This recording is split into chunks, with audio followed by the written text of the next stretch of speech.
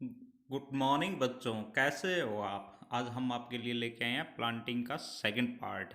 लेकिन उससे पहले आप देखिए एक वीडियो कि कैसे एक प्लांट स्प्राउट या जर्मिनेट करता है। वीडियो देखिए।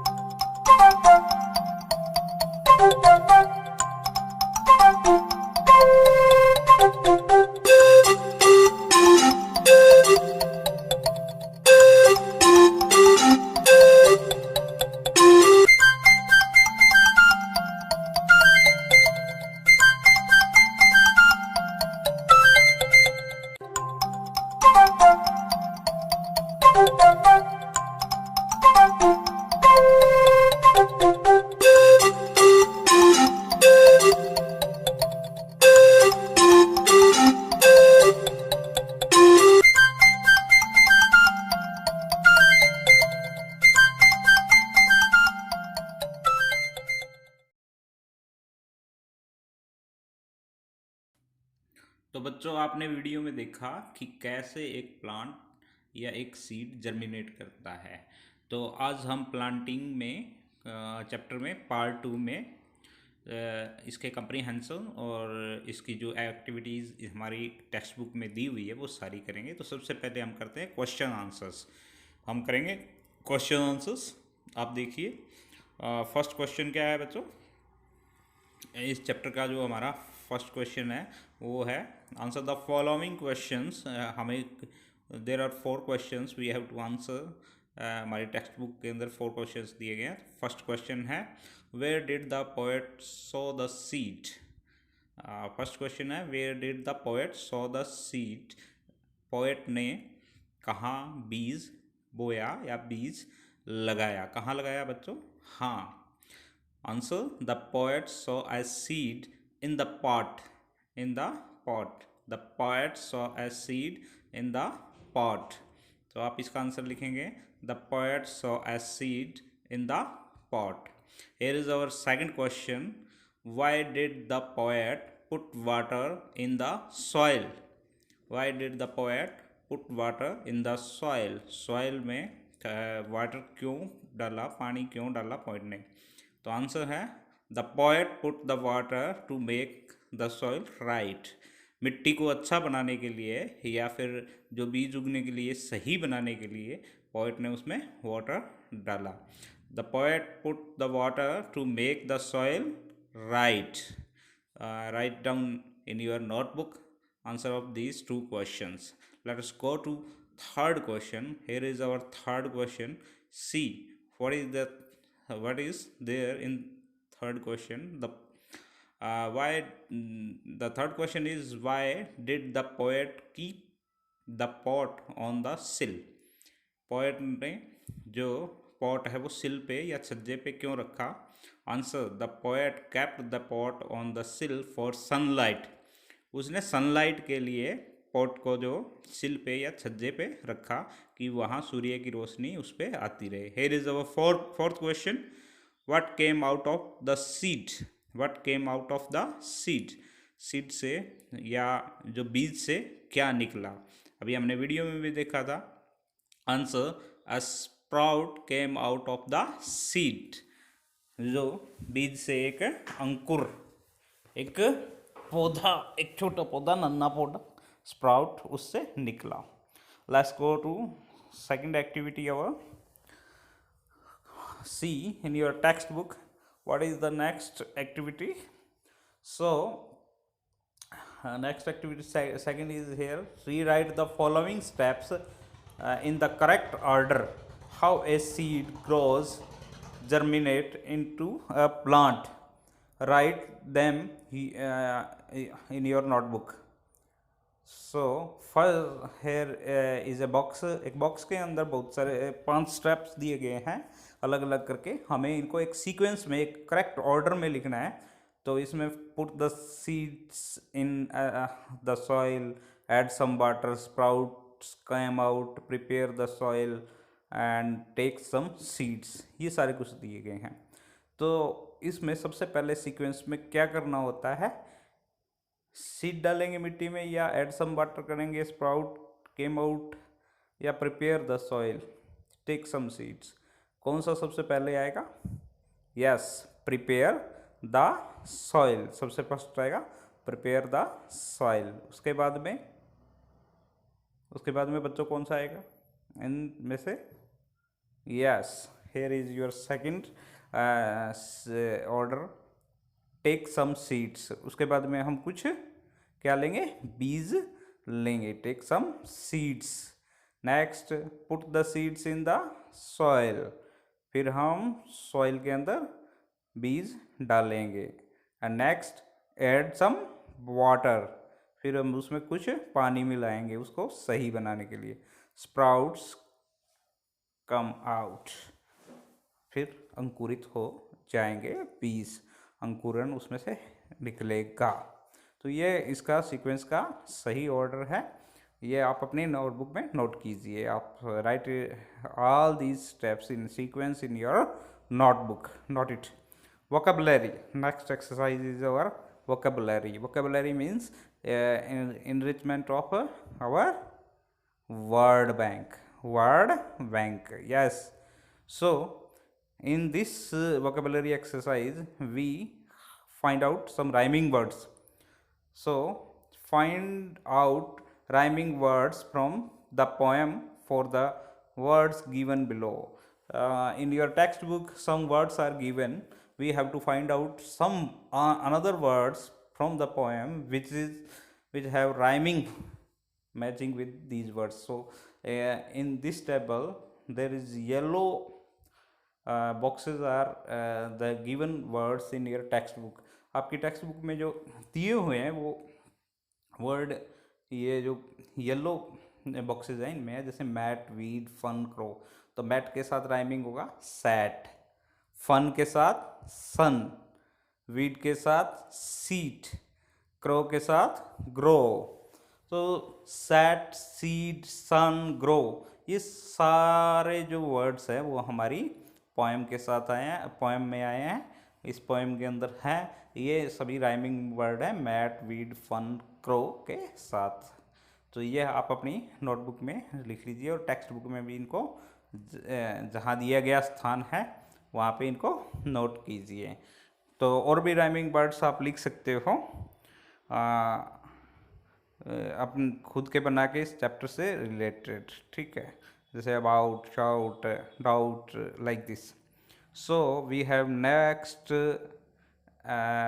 activity, the grammar activity. We know about, look at the following sentences from the poem. I took a little seed one day, about a month ago. In the above sentence, कौन सा sentence? I took a little seed one day, about a month ago. In the above sentences, the word in italic like seed, seed italic में है, day italic में है और month italic में है, मतलब ये थोड़े टेढ़ा और झुके हुए हैं। और nouns, इनको क्या बोलते हैं? nouns. While the words in the bold took a verb, जबकि took है वो किस में है? बोल्ड में, मोटे अक्षरों में लिखा हुआ है, तो वो क्या है? वर्ब। जबकि सीड, डे एंड मंथ ये सारे क्या है? नाउन। नाउन क्या होते हैं बच्चों? Naming words. नाउन्स क्या बोलते हैं? Naming words.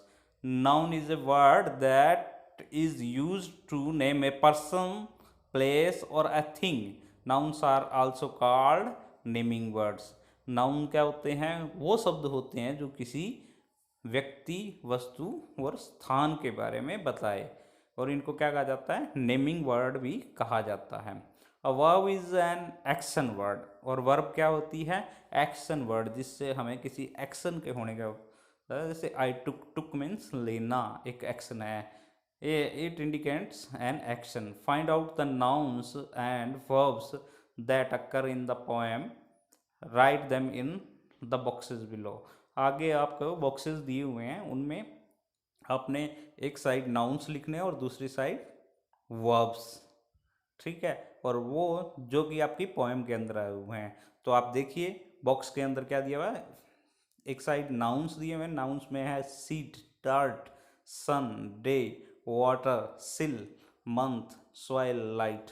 ये सभी के सभी नेमिंग वर्ड्स हैं। सीड किसी वस्तु का नाम है, डर्ट किसी वस्तु का नाम है, थिंग का नेम है, सन कोई ऑब्जेक्ट का नेम है, डे किसी का नाम है। इसी तरह put, set, care, power, give, turn, make, check, grow, ये सारे क्या है बच्चों, एक्शन वर्ड्स। इनसे हमें कोई ना कोई काम के होने या किसी एक्शन के बारे में पता चलता है। जैसे पुट हो गया, डालने के बारे में पता चलता है, सेट रखने के बारे में पता चलता है, केयर उसका ख्याल रखने के बारे में पता चलता है, पावर डालना, ये सारे वर्ड्स हैं जो एक्शन वर्ड्स है। गिव, इनसे हमें किसी काम के होने या करने का पता चलता है, तो इनको वर्ब बोलते हैं, और जो नेमिंग वर्ड है उनको नाउन्स बोलते हैं।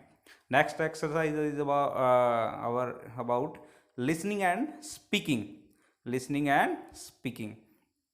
So, listen to the steps taken to a plant, taken to plant a tree, and number these steps in correct order, and speak out in front of the class. अब हमें बच्चों ये देखना है इसके अंदर कि ये जो एक्शन वर्ड्स हैं इन्हें हमें सीक्वेंस में रखना है। तो फर्स्ट है prepare a pit for the tree, and second I refill it with enough soil to support the roots, and decide where you have want to plant a tree, and make a prepare place and measure the root size. If your tree is still a sapling, use a sport to help it grow. Place the tree into the pit gently. ये सारी चीज़ें हमें इसके अंदर इनको sequence में, ये जितने भी स्टेप्स हैं इनको सीक्वेंस में रखना है। तो here is your sequence. First जो स्टेप होगा वो होगा decide where you want to plant the tree and make and prepare the place. सबसे पहले हम डिसाइड करेंगे कि प्लांट कहाँ लगाना है। मीज़र द रूट साइड, उसके बाद में हम जो प्लांट का रूट्स है, जो उसका जड़ है, उसका साइज नापेंगे। Prepare a pit for the tree, फिर उस जगह जहाँ सेलेक्ट किया है वहाँ पे एक पिट गड्ढा खोदेंगे। Refill it with enough soil to sprout the root, फिर उसके अंदर जो उपजाऊ मिट्टी होगी उससे भरेंगे ताकि वो उसके place the tree into the pit gently, फिर उसके अंदर हम उस पौधे को लगा देंगे आसानी से। If your tree is still sapling, एक छोटा सा पौधा है तो उसके सहारे के लिए कुछ अलग चीज़ उसमें लगा देंगे। अगला है बच्चों राइटिंग। राइटिंग एक्टिविटी है आपको राइटिंग के लिए एक्टिविटी है dry picture of your favourite flower in the space given below and write a small paragraph on it using following points: its name, its color, its season to grow, when we use it। तो हमें ये hints दिए गए हैं। मेरा favourite जो flower है वो है रोज़, and I write some lines on it by giving these points।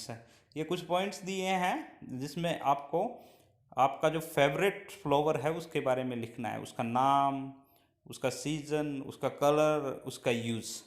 तो रोज़ के बारे में है my favourite flower is rose, it is found in many colours like red, yellow, black, blue and white etcetera. So my favorite flower is rose. Yellow rose is my favorite one. Yellow rose is my favorite one, and it grows in winter season. It grows in winter season, and it uses in It is used in making garlands and perfumes. So I wrote some lines about rose. You also write about your favorite flower, some lines, or you can write also about rose.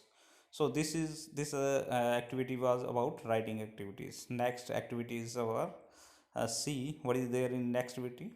Take some black grams, काला चना, कुछ आप काले चने लीजिए and soak them in water for a day, और उनको एक दिन के लिए आप भिगो दीजिए पानी के अंदर। Wrap them in a cotton, एक कॉटन के कपड़े के अंदर, एक जो आपका कॉटन का कपड़ा होता है, सूती कपड़े के अंदर उनको रखिए। Keep them in a vessel, spray some water daily, उनके ऊपर थोड़े पानी छिड़कते रहिए। For 2 or 3 days observe changes in the grams, तो आप उन चने के अंदर जो चेंज देखोगे उनको ऑब्जर्व कीजिए। Discuss with your friends and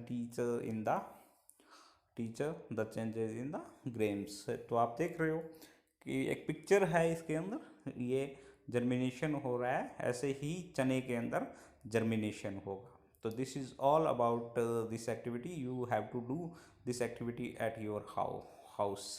so ये हमारा सेकंड पार्ट था और ये चैप्टर हो गया कंप्लीट। आप लोग अपनी नोटबुक में लिखिए। Thank you, stay home, stay safe, bye bye बच्चों।